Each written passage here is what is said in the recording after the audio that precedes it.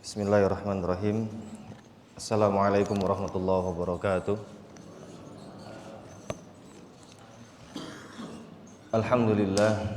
Alhamdulillahilladzi wakafa wassalatu wassalamu ala nabiyil mustafa wa ala alihi wa sahbihi ahli sidqi wal wafa, amma ba'du. Hadirin sekalian dirahmati Allah Subhanahu wa taala, mohon maaf qadarullah, sebelum tadi malam istirahat itu ada urusan sampai larut, dan alhamdulillah Allah masih berikan kesempatan. Tadi Pak Haji telepon, saya bilang, Pak Haji afwan paling lambat 15 menit lagi tiba. Saya Sherlock lokasi, qadarullah Allah berikan keselamatan di jalan, Allah berikan kesempatan kita bisa bertemu lagi. Alhamdulillah kesampaian 15 menit kurang dari lokasi. Jadi mohon izin, bawa motornya tadi lebih barbar dari anak muda yang di jalan. Seperti itu. Ingin melanjutkan yang pembahasan beberapa bulan yang lalu. Jadi kalau kita membahas tentang prinsip ekonomi Islam secara universal, maka kaitan prinsip tersebut akan berlanjut dengan bagaimana Islam itu memanajemen atau memandang sebuah harta. Begitu. Nah, hadirin sekalian dirahmati Allah, apa yang ada di benak pikiran kita ketika kita mendengar kalimat harta? Ada yang bisa bantu jawab?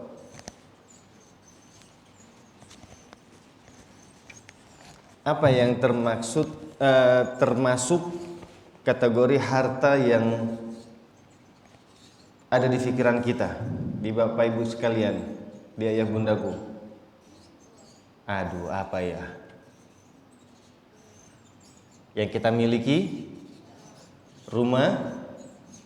Kendaraan? Betul. Prinsipnya di dalam surah Ali Imran ayat 14. Ketika Allah Subhanahu wa taala menegaskan zuyyina lin-nasi hubbus syahawat minan nisa wal banin wal qanatir muqantarah minadz dzahab wal fiddah, terus wal khayl musawwamah wal an'am dzalika rahith mata'ul hayatid dunya. Semuanya adalah perhiasan dunia. Al-mal, yang dimaksud dengan harta adalah sesuatu yang digandrungi oleh manusia, yang diinginkan untuk didapatkan dan dimiliki. Jadi kalau kita bicara harta, maka kita akan berbicara apa yang kita ingin dapatkan. Wanita yang solehah sebagai pasangan, anak-anak yang soleh, ya. Kemudian apalagi? Dan itu semua tidak menyalahi fitrah, tidak menyalahi kodrat. Kenapa demikian? Karena memang sudah Allah tekankan bahwa manusia ini memiliki sesuatu yang dia inginkan,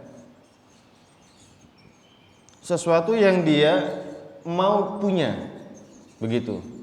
Tapi ayah bundaku, hadirin sekalian dirahmati Allah, jangan lupa bahwa harta itu juga ditanya dua pertanyaan oleh Allah ketika nanti di yaumil akhir, lan tazula qadama 'abdin hatta yus'ala an arba.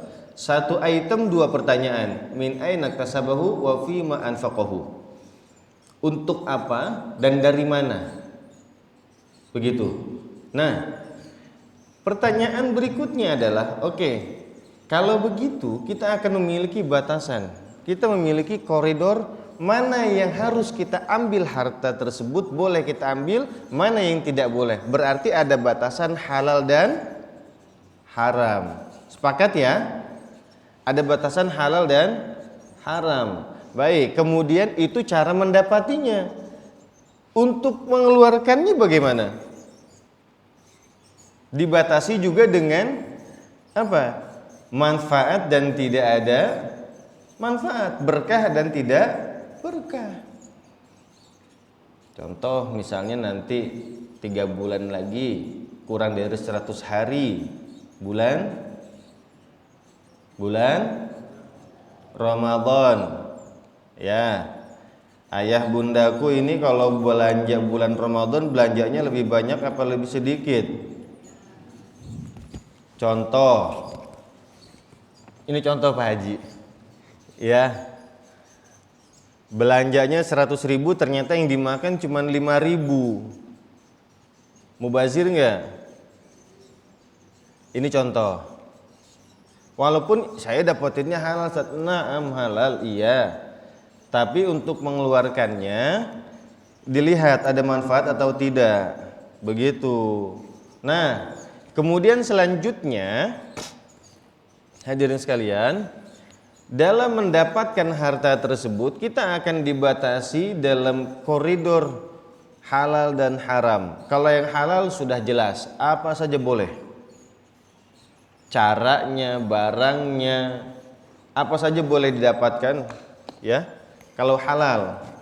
Kalau haram, maka kita harus mengetahui haram itu terbagi menjadi 2. Ada haram secara zatnya, ada haram secara caranya. Jadi kalau bicara halal dan haram, halal itu jelas. Karena Rasulullah mengatakan innal halala bayyin wal harama bayyin wa ma bainahuma mushtabihat. Antara halal dan haram itu jelas. Yang enggak jelas itu di antara keduanya yang abu-abu. Perkara abu-abu ini yang enggak jelas. Maka apa yang harus kita lakukan? Kita harus mengetahui yang haram itu seperti apa. Nah, kok dibatasin yang haram aja Ustaz? Iya, kalau yang halal banyak, boleh. Caranya gimana aja boleh Pak Haji. Tapi kalau haram kita harus tahu caranya ternyata itu sangat banyak hingga akhirnya mengakibatkan harta yang kita miliki ini menjadi tidak halal. Ya, contoh. Nah ini masih prolog, nanti akan masuk ke materinya nih setelah ini. Contohnya adalah harta kita diambil dari cara di dalam transaksi kita ada istilahnya gharar, tidak jelas. Ada informasi yang tidak disampaikan secara utuh di dalam transaksi kita.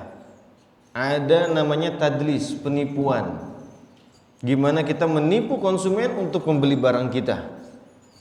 Ada yang namanya, kalau kita bicara prinsip ekonomi itu ihtikar, monopoli. Ada juga ya itu dari bukan lizatihi tapi ghairu lizatihi, bukan zatnya. Ada juga yang terakhir misalnya memanipulasi harga pasar.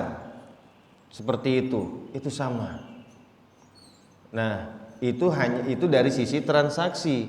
Tapi dari sisi mendapatkan harta, mendapatkan keuntungan, juga termasuk diantaranya adalah bagaimana kita menghindari praktek riba. Tuh, ya, ayah bunda sekalian dirahmati Allah Subhanahu Wa Taala, kita sering mendengar bahwa Indonesia ini merupakan negara yang begitu luar biasa berkahnya. Jadi kalau kita ingin melihat miniatur surga itu bisa gak kita lihat di Indonesia? Bisa. Surga itu identiknya dengan apa? Hijau. Selain hijau, sungai. Indonesia banyak sungai, banyak pepohonan hijau. Miniatur surga yang sudah Allah siapkan.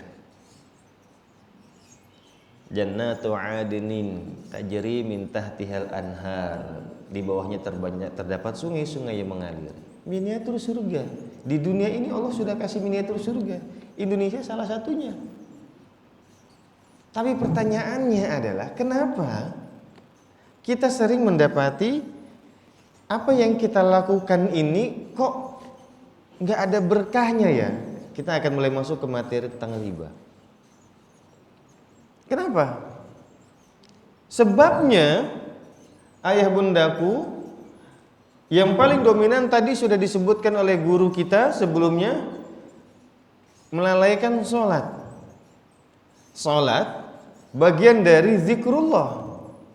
Maka dikatakan waman a'rada an dzikri fa inna lahu ma'isyatan donka wa nahsyuruhu yaumal qiyamati a'ma. Qala lima hasyartani a'ma. Ya Allah, kenapa engkau bangunkan aku dalam keadaan buta? Lihat ayat selanjutnya. Di antaranya adalah orang-orang yang melalaikan sholat. Nah, kenapa kita sampai sempit ini? Ternyata sebabnya karena kita lupa kepada Allah. Kita merasa sempit urusan kita.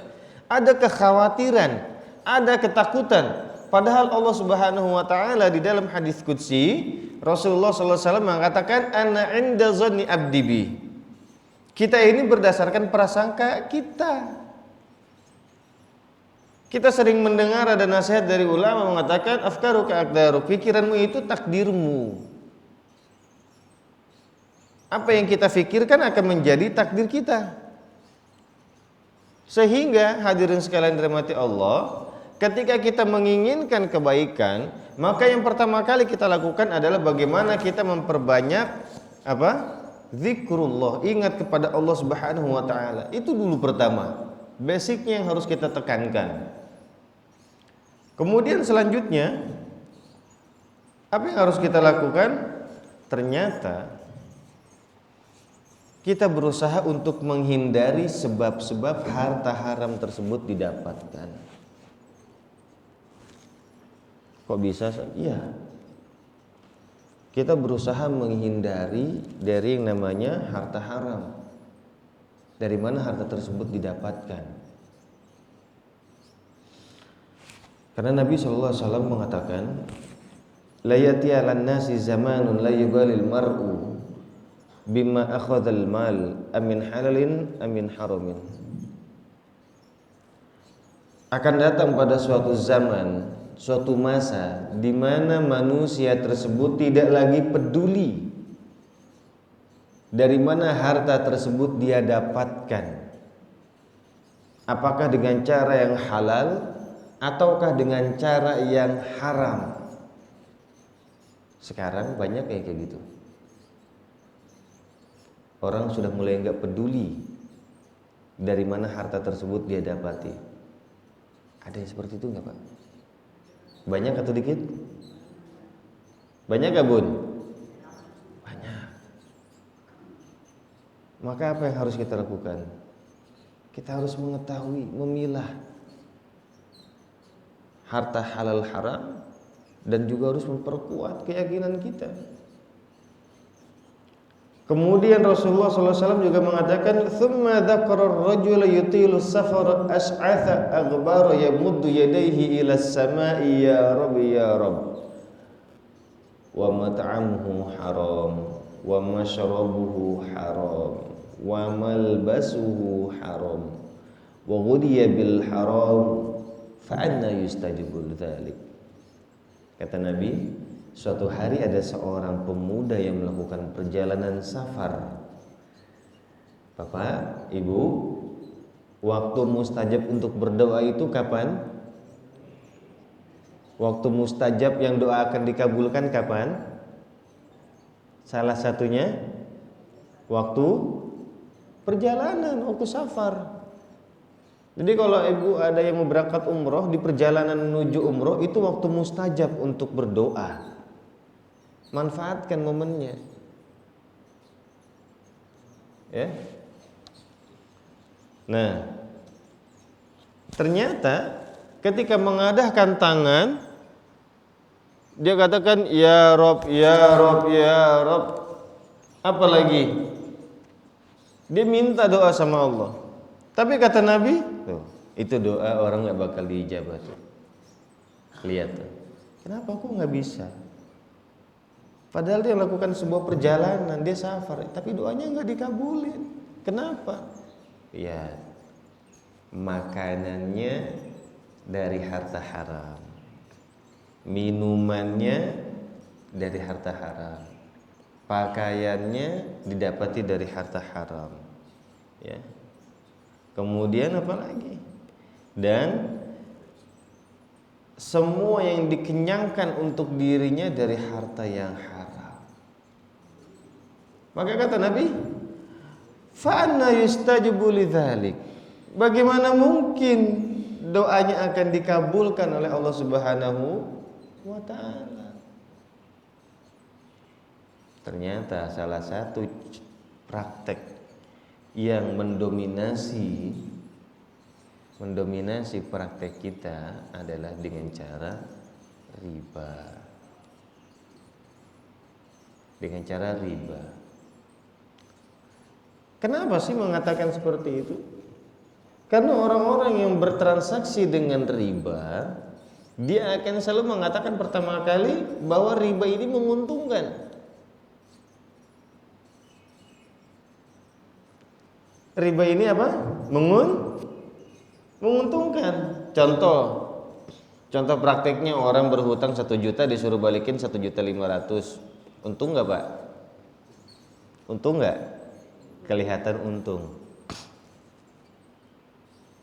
Sama nggak dengan jual beli? Orang beli 1.000, kita jualnya 1.500. Dapat untung sama. Beli 1 juta jual 1,5. Orang minjem 1 juta, kita minta kembalikan 1,5. Sama-sama untung nggak? Apa bedanya? Yang satu pinjam, yang satu jual beli. Yang satu halal, yang satu haram. Orang yang mengatakan seperti itu ditegaskan oleh Allah, wa ma ataitum min riban liyarbu fi amwalin nasi falayarbu indallah. Wa ma ataitum min zakatin turiduna wajhallah faulaika humul mudhifun. Jadi enggak pernah itu yang namanya dengan riba pasti untung, enggak ada. Pasti buntung. Yang lebih tepat begitu. Pasti untung enggak ada. Maka dikatakan alladzina yaquluna riba la yaqumuna illa kama yaqumul ladzi yatakhabbathu asyaitanu minal mas dzalika bi annahum qalu innamal bai'u mithlu riba wa halallahu al-bai'a wa harrama riba. Allah tegaskan orang yang makan riba itu seperti orang yang berdirinya itu seperti bergoyang, seperti kerasukan syaitan. Orang yang kesurupan itu kan nggak bisa bergerak normal, nggak bisa berdiri tegap, ya kan? Karena dia mengatakan sama aja, Pak, sama-sama dapat untung kok. Allah menjawab beda. Tidak akan pernah sama antara riba dengan jual beli. Karena walaupun makna riba sama-sama seperti az-ziyadah atau penambahan, sama seperti keuntungan yang didapatkan dari transaksi jual beli, sama serupa itu.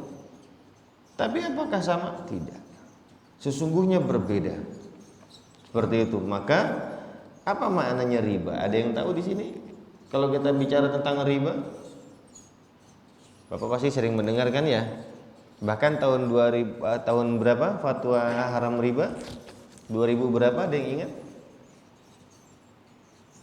Fatwa Majelis Ulama tentang bunga bank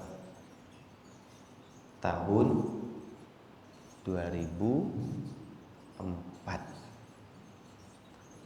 Secara tegas Majelis Ulama Indonesia mengatakan bahwa bunga bank itu sama seperti riba, haram. Kenapa? Istilahnya aja dibikin keren. Maknanya secara bahasa itu adalah az-ziyadah, tambahan. Kalau secara istilah maknanya adalah tambahan yang diambil di dalam transaksi muamalah, baik itu uang ataupun makanan, baik dalam kadar maupun waktunya. Timbul nih pertanyaan, kok makanan bisa, Ustaz? Nah, Makanan juga bisa kena riba loh. Hati-hati. Tapi makanan yang seperti apa dulu? Tidak semua makanan. Enggak semua makanan, iya. Tapi akan dilihat asalnya. Ya. Jadi banyak nih. Ini kalau ada slide lebih enak lagi nih, lebih keren nih. Saya udah nyiapin materinya soalnya itu. Wah, ini kalau ada slide-nya lebih enak nih. Ya. Belum dipasangin ya? Nanti dah. Nanti ada kesempatan lagi. Ini materinya panjang Pak Haji. Kalau kuliah 2 pertemuan. Nah, yuk kita sama-sama mengenal riba. Riba itu ada beberapa macam Bapak Ibu. Yang pertama, contohnya adalah disebut dengan riba nasi'ah. Riba nasi'ah diambil karena adanya penundaan pembayaran utang untuk dibayarkan pada tempo yang baru. Sama apakah tambahan merupakan penalti atas keterlambatan dari pembayaran hutang atau sebagai tambahan hutang baru. Riba nasi'ah seringkali diterapkan dalam penerapan kontemporer di kartu kredit. Jadi tambahan diambil karena nunda pembayaran. Kita menunda pembayaran. Dari penundaan bayar utang tersebut, ya, kita sudah dijelaskan nih jatuh temponya. Oke. Nah, tambahan tersebut diambil karena penalti atau keterlambatan. Penalti atas keterlambatan dari pembayaran transaksi tersebut. Dan itu lebih sering diterapkan dalam kontemporernya di kartu kredit. Begitu. Ya. Maka ini yang harus diperhatikan. Ada contoh klasik. Ketika seseorang meminjamkan beras, kita sebut kualitasnya pandan wangi. Contoh ini, mohon izin kalau ada yang mendengar miliknya pandan wangi, kita pakai sebagai contoh semata. Nah, ada orang yang meminjamkan beras kualitasnya pandan wangi dengan perjanjian akan dibayar oleh yang meminjam dengan beras yang kualitasnya di atas kualitas pandan wangi. Begitu. Maka hal ini tidak diperbolehkan. Jadi kalau ada yang minjem berasnya pandan wangi, ya kembalikan pandan wangi. Kalau berasnya itu pandan wangi, dikembaliinnya rojo lele atau yang Cianjur, ya nggak boleh. Kenapa nggak boleh? Kan sama-sama beras, kan? Kualitasnya berbeda. Dan ini termasuk dalam kategori riba. Nah, kemudian ada lagi yang kedua, riba fadl. Riba fadl ini tambahan yang diambil dari kelebihan pertukaran barang sejenis. Ya, itu yang tadi juga termasuk. Penerapan kontemporernya, nah ini penerapan kontemporernya itu ada nggak riba fadl? Saya ulangi, riba fadl diambil dari pertukaran barang sejenis. Ada enggak contohnya yang terbayangkan dengan kita?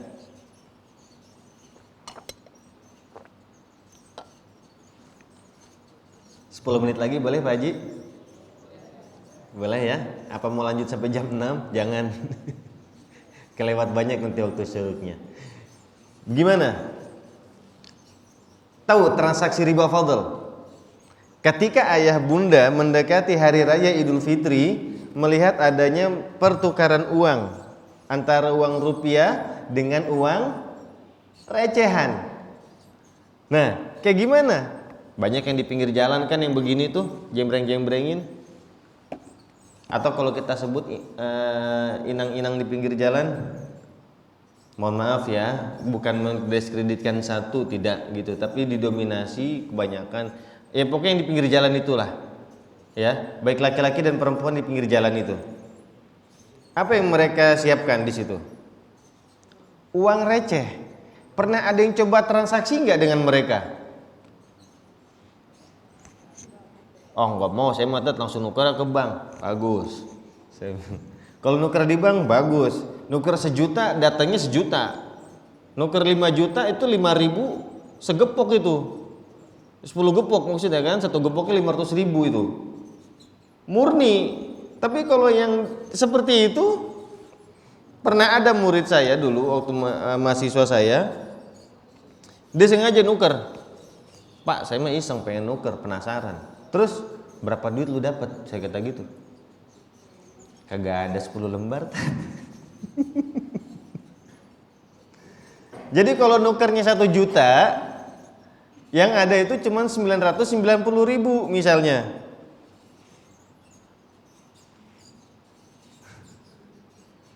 Satu juta, kalau 100 lembar berarti berapa duit? 10 ribuan kan? Iya. Nggak ada itu 10 lembar dia bilang. Terus lu kasih duitnya 1 juta? Iya. 1 juta saya kasih Pak. 10 lembar nggak ada. Dah lu udah dapat ilmunya saya bilang. Sudah dapat ilmunya, jangan dipakai lagi. Sudah cukup, ya Pak. Selesai. Itu contoh praktek kontemporer. Nah kemudian selain itu apalagi contohnya? Masih banyak yang itu sesuai dengan sabda Nabi Shallallahu Alaihi Wasallam, "Az-zahabu bil-zahab wal-fiddah bil-fiddah wal-burru bil-burri wasya'ir bil-sya'ir wat-tamr bil-tamr wal-milhu bil-milhi mithlan bi-mithlin sawa'an bi-sawa'in yadan biyadin. Fa idza ikhtalafat hadhihi al-asnaf fabay'u kaifa syi'tum idza kana yadan biyadin." Bapak Ibu, ini tolong diingat. Ini penting. Barang ribawi ini disebutkan Nabi Sallallahu Alaihi Wasallam itu ada 7 setidaknya. Yang pertama, emas dengan emas.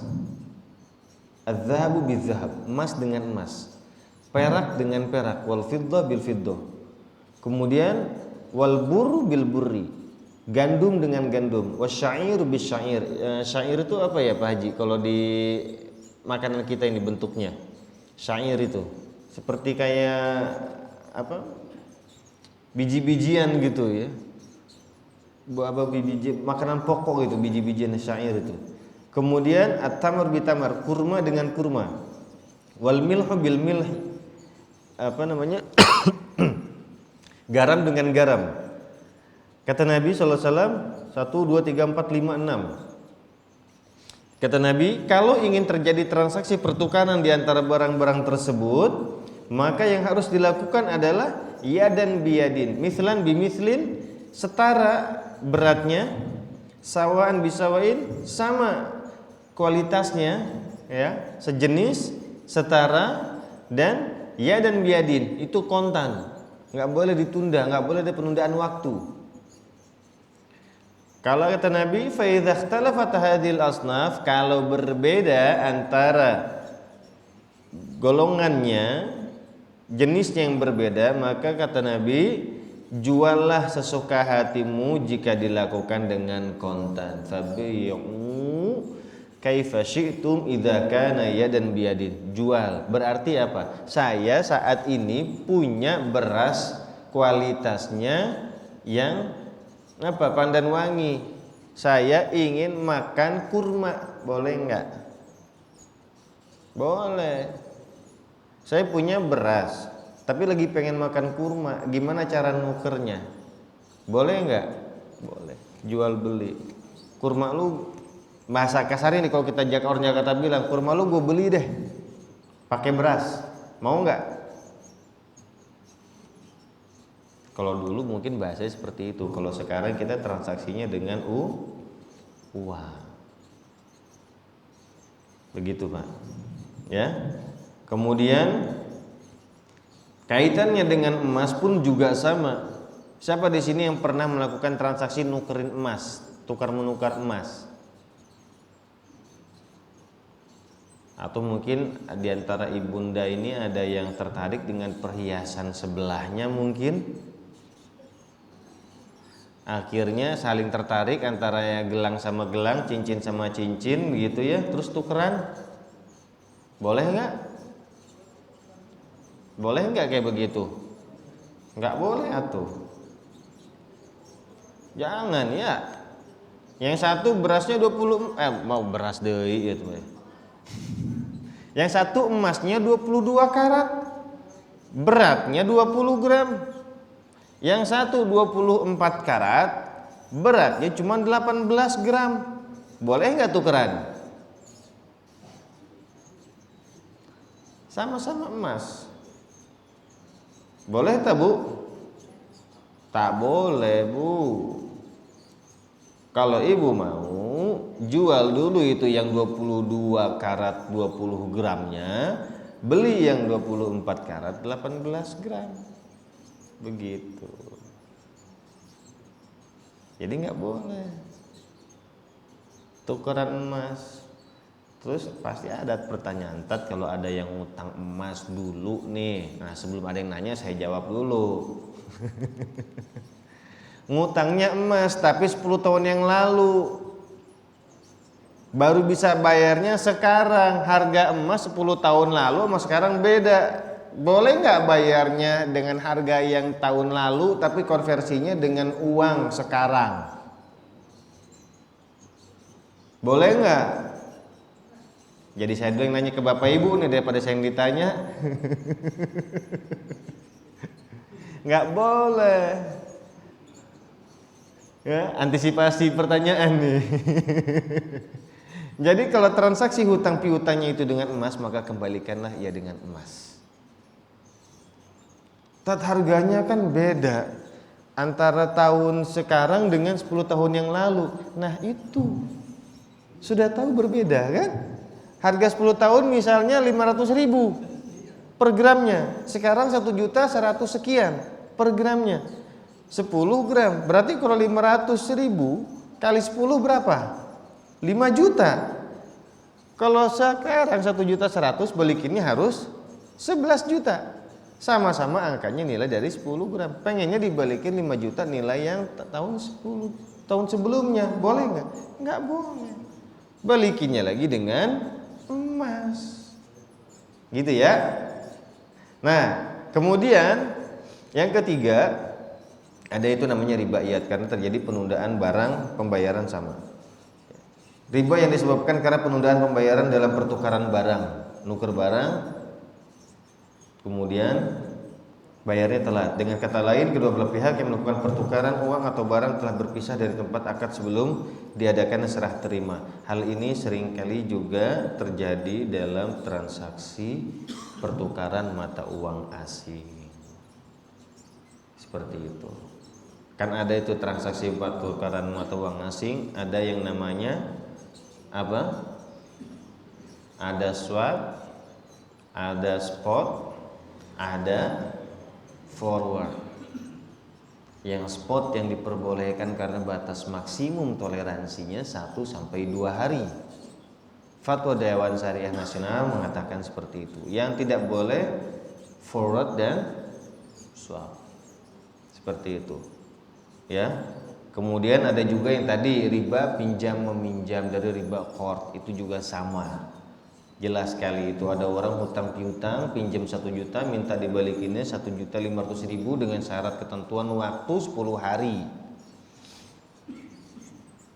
Kalau enggak lewat dari 10 hari nambah ya. Ada enggak transaksi kayak begitu sekarang? Banyak banget. Baru ngajuin pinjaman. Oke Pak, minjemnya 10 juta, balikinnya 12.500.000 ya. Telat sehari dendanya sekian rupiah. Ada nggak yang kayak begitu? Udah jatuh ketimpa tangga. Udah di awal ditimpa bunga, telat bayar dikasih genteng jatuh, prak gitu ya. Na'udzubillah. Makanya kita harus diperhatikan, ini sebatas contoh. Nah, Pak, Bu, ini ada bagian menariknya, peringatan dari Nabi Shallallahu Alaihi Wasallam. Saya akan percepat 5 menit ke depan sampai 10 menit paling lambat untuk memberikan pemahaman tentang ancaman-ancaman dosa dari yang sengaja melakukan praktek riba. Mohon izin, boleh berkenan Pak Haji 10 menit ke depan. Baik, mohon izin ya, karena saya datang telat, mohon maaf sekali. Dari Abu Hurairah radhiyallahu anhu bahwa Rasulullah sallallahu alaihi wasallam bersabda, "Yati 'ala nasi zamanun yakulu riba faman lam yakulhu asabahu min ghubarihi." Bahwa Nabi mengatakan suatu hari akan tiba pada zaman di mana setiap manusia, semua orang manusia memakan harta riba. Semua manusia memakan harta riba. Faman lam yakuluhu, dan siapa orang yang tidak memakan harta riba, maka kata Nabi, asabahu min gubarihi, dia terkena dampaknya.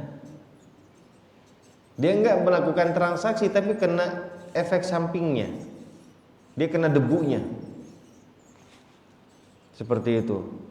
Bahkan ketika kita sadar, innaka bi ardin riba biha fashin idza kana laka ala rajulin haqqun fahda ilayka himla tibnin aw himla sya'irin aw himla qattin fala ta'khudhu fa innahu riba. Bahkan di dalam hadis yang lain Rasulullah mengatakan, di dalam riwayat Bukhari, sesungguhnya kamu sedang berada di suatu negeri yang riba merajalela di dalamnya. Maka jika kamu punya utang atas diri seseorang, lalu orang itu menghadiahkan kepadamu setumpuk jerami atau gandum atau alas kendaraan, maka jangan kamu terima karena itu adalah riba. Dan di dalam kaidah dikatakan kullu qardin jarra naf'an fahuwa riba. Setiap transaksi hutang piutang yang ada manfaat yang diberikan dari yang berhutang kepada si peminjam, kepada si pemberi hutang, maka itu manfaatnya termasuk kategori riba. Maka ini hati-hati ya, dan sangat berbeda sekali antara manfaat keuntungan dengan riba karena akad transaksinya beda. Seperti itu. Dan kemudian yang pertama, baik, siapa yang akan terkena dosa riba? Ada yang tahu? Bapak Ibu? Pasti pelakunya. Nah, betul, pelakunya iya. Tapi siapa aja orangnya? Kita akan bicara global dulu. Nabi mengatakan ijtanibu sab'u mubiqat. Hindari, jauhkan diri kita dari 7 perkara yang menghancurkan. Yang pertama, qalu ya Rasulullah, sahabat bertanya, apa saja 7 penyebab tersebut? Yang pertama, asyirku billah. Pertama, syirik kepada Allah. Kedua, wasihru, perbuatan sihir. Yang ketiga, wa qatlun nafsil lati haramallahu illa bil haq, membunuh manusia secara sengaja kecuali orang-orang yang memang berhak untuk dibunuh. Ya, kecuali kalau kita lagi berperang, itu kan berhak. Ini di luar berperang dibunuh. Kemudian yang keempat, wa aklur riba, pemakan harta riba. Yang kelima, wa aklu malil yatim, pemakan harta yatim. Yang keenam, wa tawalli yaumaz zahfi, dia lari dari hari pertempuran, dia kabur. Sudah di medan perang, tiba-tiba dia mau mengundurkan diri, kabur dia. Sembunyi, ngumpet, lari dari medan tempur. Itu kena termasuk kategori menghancurkan. Yang terakhir, wa qadhful muhsanatil mu'minatil ghafilat, yang dia menuduh wanita yang menjaga kehormatannya, yang wanita solehah dituduh berzina, dituduh menjual dirinya. Seperti itu. Maka riba termasuk 7 hal yang menghancurkan. secara global. Poin keberapa? Keempat. Dan ini berarti perkara penting, Pak. Ya. Maka Nabi mengatakan pada malam Isra-nya Nabi itu melihat ada satu bangunan, didatangkan pada satu penduduk, perutnya satu orang ini pada Rasul di Mi'raj, Rasul melihat ada satu penduduk, perutnya ini besar seperti sebuah rumah, yang kemudian di dalam rumah itu terdapat ular. Seperti itu, yang mereka itu ular-ular itu bisa dilihat dari luar. Nabi bertanya kepada Jibril, apa yang dilakukan mereka? Jibril menjawab, mereka adalah orang-orang yang suka memakan harta riba. Kemudian, dirhamun, dosa berikutnya yang harus kita perhatikan adalah dosa riba jauh lebih besar dibandingkan dengan seorang anak laki-laki yang berzina dengan ibu kandungnya sendiri. Ya. Bahkan dikatakan ar-riba 30 wa 70 baban. Riba itu ada 73 pintu. Yang paling tinggi aisaruha mithla ayan kuhar rajul ummah. Yang paling rendahnya itu yang tadi saya bilang. Seperti itu. Dan ancaman berikutnya Nabi mengatakan bahwa dirhamun ya'kuluhu rajul wa huwa ya'lamu. Dirhamun riba ya'kuluhu rajul wa huwa ya'lam. Satu dirham, 1 rupiah atau seberapapun nilainya kita tahu, dan itu termasuk dari harta dari kategori riba. Kita tahu itu, sengaja kita makan, apa kata Nabi? Asyaddu min sittati wa thalathina zaniyah. Dosanya itu lebih besar, lebih berat dibandingkan dengan kita melakukan 36 kali perbuatan zina. Sengaja nih kita tahu dan kita sengaja kita makan 36 kali lebih besar daripada dosa zina. Bahkan ini yang harus kita hindari ketika ada satu praktek riba. Idza zahara zina war riba fi qaryatin faqad ahallu bi anfusihim adzaballah. Kita sengaja menantang Allah dengan cara apa? Satu tempat, satu wilayah yang secara terang-terangan penduduknya melakukan praktek riba dan zina. Itu kita nantangin Allah. Bahkan yang terkena dosanya itu bukan cuma si pelaku. Kata Nabi, la'ana Rasulullah sallallahu alaihi wasallam akilur riba, yang makan riba, wa muwakiluhu, yang ngasih makan riba, wa katibuhu, yang nyatetin transaksi riba, wa syahidaihi, yang jadi saksinya transaksi riba, wa qala hum sawa. Dan Nabi mengatakan semua dosanya sama. Jadi nggak ada itu namanya riba itu bikin kaya, nggak ada yang namanya riba bikin sejahtera. Seperti itu, Pak. Maka apa selanjutnya yang harus kita lakukan? Ingat, sebagai penutup, ingat bahwa Allah sudah memberikan kesempatan kepada kita. Ya ayyuhalladzina amanu taqullaha wa dharu ma baqiya minar riba in kuntum mu'minin.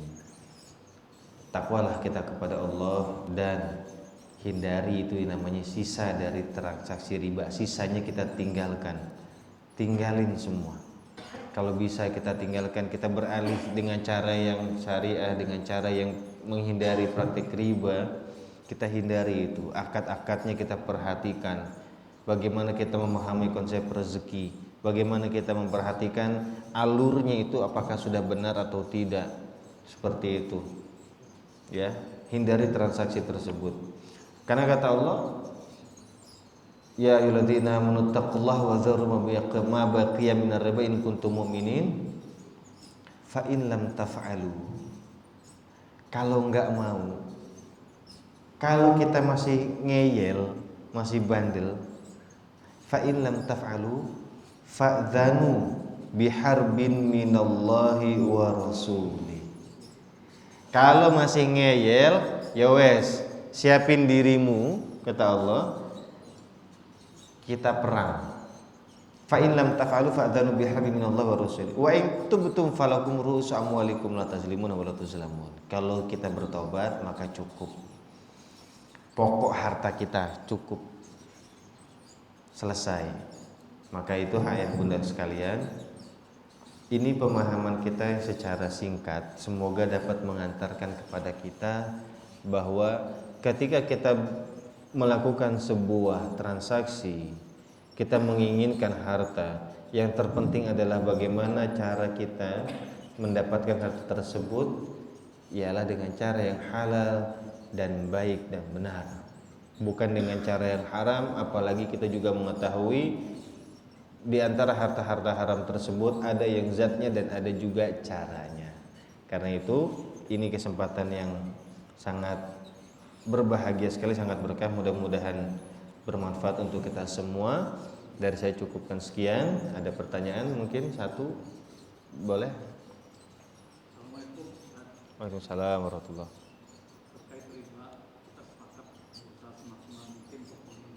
Nah, kemudian bicara soal bank konvensional, kita juga sepakat bahwa transaksi yang meminjam di situ juga mengandung unsur riba. nah, Tetapi kemudian muncul adanya bank syariah. iya. Ada sebagian pendapat bahwa sesungguhnya bukan tidak meminjam, transaksi dengan bank syariah bukan dalamnya mengandung riba. Kenapa? Karena antara jumlah uang yang dipinjam dengan jumlah uang yang dikembalikan itu berbeda.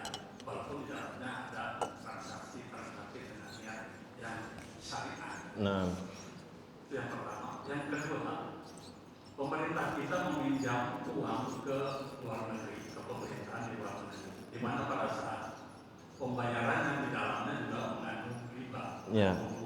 Nah, kemudian oleh pemerintah pinjaman itu dibangun untuk fasilitas kemaslahatan masyarakat, membangun jalan, jembatan, gedung dan lain-lain. Nah, bagaimana sikap kita satu masyarakat bahwa fasilitas yang disediakan pemerintah itu berasal dari dana yang mengandung riba? baik. Saya kira itu singkat saja. Iya. Masalah pendapat dari Ustaz. Terima kasih. Assalamualaikum warahmatullahi wabarakatuh. Waalaikumsalam. Ada dua pertanyaan, saya jawab yang pertama dulu. Bagaimana dengan transaksi kita di bank syariah? Nah, di bank syariah sebisa mungkin seluruh transaksinya itu diterapkan dengan prinsip syariah. Yang membedakan dengan bank konvensional diantara salah satunya adalah di bank syariah ada Dewan Pengawas Syariah. Dia yang memperhatikan dan mengawasi bagaimana transaksi tersebut sesuai dengan penerapan prinsip syariah. Seperti itu. Prakteknya yang terjadi di Indonesia secara umum hampir mirip dengan apa yang dilakukan oleh bank konvensional. Saya katakan sama. Contoh, di antara satu produknya yang sangat familiar mirip adalah ketika akad murabahah dengan transaksi bank konvensional. Hampir mirip, saya katakan bahkan dikatakan sangat mirip. Tapi yang sangat membedakan adalah bagaimana akadnya itu terjadi. Terus Ustadz, apakah hanya sebatas lembar akadnya saja yang menjadikan dia berbeda? Tidak. Pertanggungjawabannya adalah kita dengan Allah Subhanahu wa taala untuk menerapkan prinsip tersebut sesuai dengan akadnya.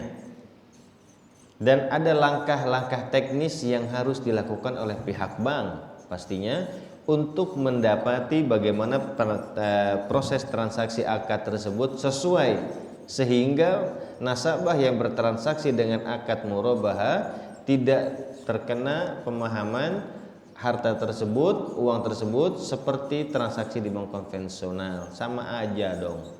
Dapat duit 10 juta, balikinnya sekian belas juta misalnya dalam jangka waktu setahun segala macam. Nah, secara prakteknya mungkin sama, familiar sama. Tapi dalam penerapan akadnya itu yang akan membedakan. Begitu. Ya. Nah, kemudian yang kedua, bagaimana dengan pendapat kita ketika negara kita mengajukan pinjaman kepada luar negeri? Begitu. Setahu saya, sependek pemahaman saya, pinjaman dari luar negeri ini bahasanya disebutkan pinjaman, tapi lebih banyak seperti mereka melakukan sebuah investasi kepada negara kita. transaksional bisnis, kecuali kalau kita memang melakukan pinjaman kepada World Bank, Bank Dunia seperti itu, atau beberapa perbankan dunia lainnya seperti itu. Dan memang kebanyakan di antara mereka masih menerapkan prinsip yang sama, prinsip konvensional, prinsip kapitalis secara umumnya seperti itu. Tapi bagaimana dengan kita yang menerima manfaat pekerjaannya tersebut, Pak? Contoh misalnya begini, saya akan menjawab satu contoh dengan contoh lainnya, boleh ya? Baik, contohnya begini, ketika kita menjual, anggaplah kita sebagai seorang pedagang, gitu. Pedagang, apakah dia mengetahui ataupun tidak, ketika ada yang beli barang dagangannya kita ini, barang dagangan kita, apakah kita tolak uangnya, misal, dan manfaat yang lainnya? Itu hanya contoh dengan contoh lainnya seperti itu. Sehingga apa yang harus kita lakukan? Kita akan tetap sesuai dengan bagaimana mungkin kita tidak menjadi sebagai pelaku atau ada orang yang termasuk dalam lingkaran transaksi tadi.